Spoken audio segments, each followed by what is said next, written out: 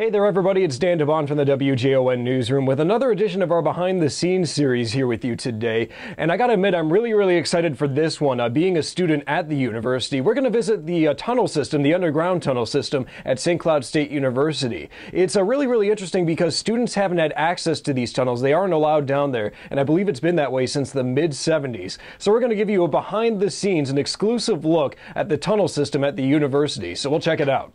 The underground tunnel system at St. Cloud State University stretches thousands of feet all around campus. You can potentially enter the southern maintenance building and make it all the way to the Miller Center on the system. In the early 60s, this heating plant was put in, and the tunnel system that goes all the way from down on the south end all the way up to like a Holes Hall. One of the first things you'll notice underground on the south part of the system is numerous parts are narrow and cramped. Steam pipes run through the tunnels along with fiber optic cables in areas of high voltage electricity. Some of it you're climbing over pipe and it's hot and insulation, and it's not that nice. The tunnels are also surprisingly warm thanks to the steam pipes in the area. Even with the cool conditions outdoors during our tour, it felt close to 70 degrees underground in some areas. Another noticeable feature of the tunnels is artwork that you can find on the walls in various areas. Numerous paintings and drawings can be found all over the system from decades ago when students were allowed to paint in the area.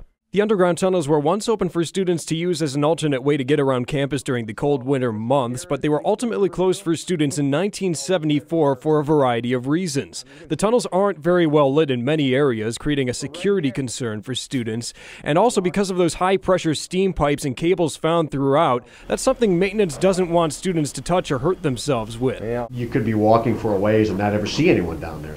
So security is an issue too, not just the safety with the piping. Right. And there are some asbestos fittings down there. So there's a variety of reasons that back in the 70s we said we should probably let students in tunnels anymore. Students will probably never be able to use the tunnels ever again for general transportation, but they remain a cool hidden gem on the campus. Tours are granted from time to time, and it's still a valuable tool for the maintenance staff here on the campus of St. Cloud State University.